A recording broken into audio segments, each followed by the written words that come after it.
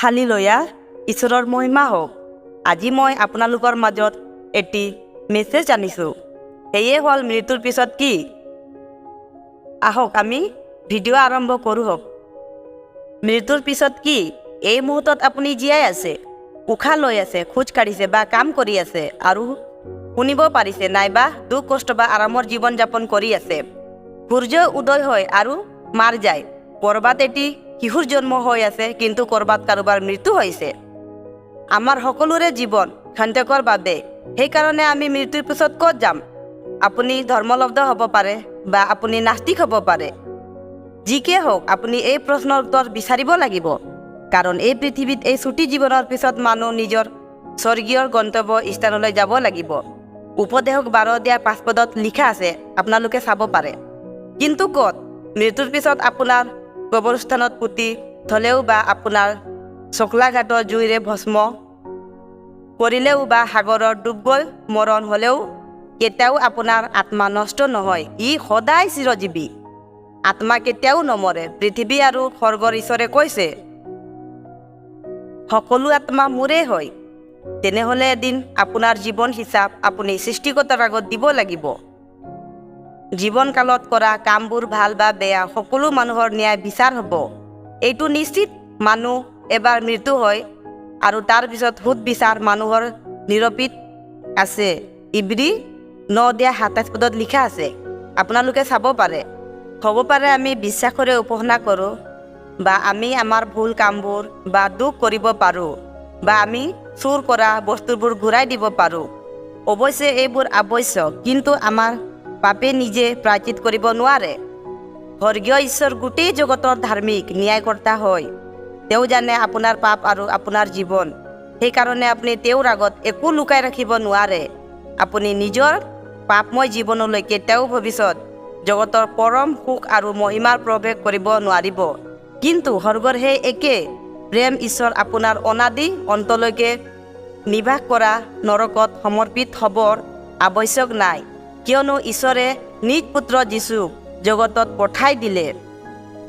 মানুহক পৰিত্ৰাণ কৰিলে যদি আপুনি প্ৰাৰ্থনা আৰু ঈশ্বৰৰ ওচৰত নিজৰ পাপ স্বীকাৰ কৰে, তেনেহ'লে ঈশ্বৰে আপোনাক তেওঁৰ পুত্ৰ যীশুৰ দ্বাৰাই পাপ ক্ষমা প্ৰদান কৰিব। কিন্তু আমাৰ অধৰ্মীবোৰ নিমিত্তে গুৰি কৰা হ'ল। আমাৰ শান্তিজনক শাস্তি তেওঁৰ ওপৰত পৰিল আৰু তেওঁৰ গাৰ হাত বহা কোবৰ দ্বাৰাই আমি সুস্থ হ'লোঁ। যিচয়া 53:5 পদত লিখা আছে, আপোনালোকে চাব পাৰে। এই শব্দবোৰ যীশুৰ বিষয়ে বহু বছৰৰ আগতে ভাৱবাদীসকলে ভৱিষ্যতবাণী কৰিছিল। যীশুৱে আপোনাক প্ৰেম কৰে বুলি বিশ্বাস কৰেনে? তেওঁৰ আগতে আপুনি নিজৰ পাপ স্বীকাৰ আৰু প্ৰাৰ্থনা কৰিবনে? আপুনি নিজৰ পাপ জীৱনত পুত্ৰ যীশুৰ নামত অনুতাপ কৰিব খোজেনে? যদি আপুনি সম্পূৰ্ণ হৃদয়েৰে তেওঁক বিশ্বাস কৰে, তেনেহ'লে তেওঁ আপোনাৰ আত্মাক শান্তি দিব আৰু লগতে আপোনাক মৃত্যুৰ পিছত গৌৰৱময় জীৱন দিব। তেতিয়াহে আপোনাৰ আত্মা আনন্দ জীৱন উপভোগ কৰিব পাৰিব আৰু অনন্ত ঘৰত নিশ্চিত হৈ স্থান পাব। কিন্তু হাই সৰ্বনাশ, যিখাল কেতিয়াও নুনুমাই জুইলৈ অপেক্ষা কৰি আছে।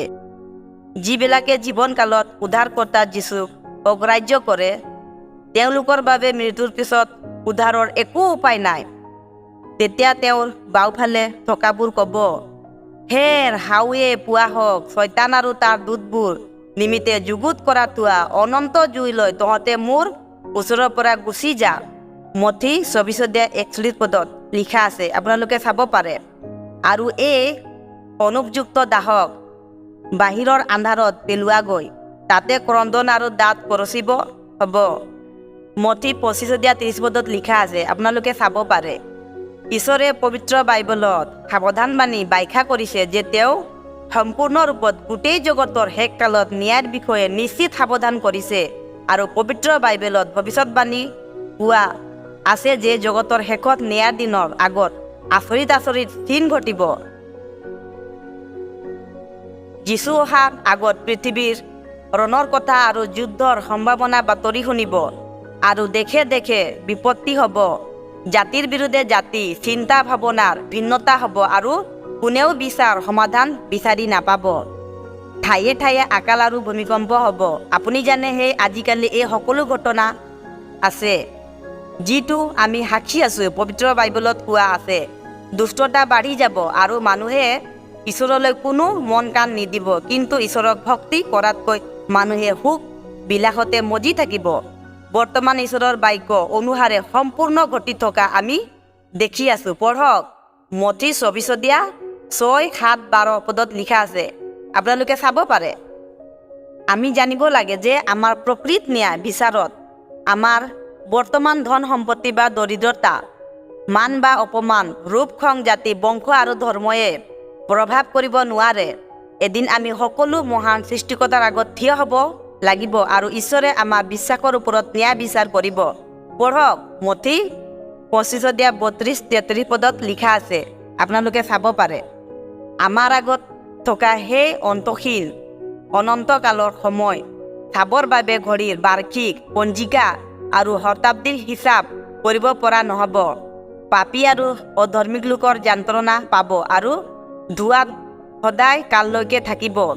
সেই সময়ত উদ্ধাৰ পোৱা লোকসকলৰ বাবে স্বৰ্গত অনন্ত আনন্দী স্তুতি গীত অনন্তলৈকে পাপী আৰু অধৰ্মী লোকৰ যন্ত্ৰণা পাব আৰু ধোঁৱাত সদায় কাললৈকে থাকিব। পাপী আৰু অধৰ্ম লোকৰ যন্ত্ৰণা পাব আৰু ধোঁৱাত সদায় কাললৈকে থাকিব। সেই সময়ত উদ্ধাৰ পোৱা লোকসকলৰ বাবে স্বৰ্গত অনন্ত আনন্দ স্তুতি গীত অন্তলৈকে সুখ আৰু শান্তিত বাস কৰিব।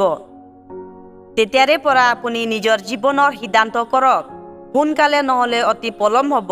চোৱা, আজিৰ দিন পৰিত্ৰাণৰ দিন। 2 কৰিন্থীয়া 6:2 পদত আৰু পঢ়ক, মঠি 11:28-30 পদ। হালেলুয়া, ঈশ্বৰৰ মহিমা হওক। ধন্যবাদ।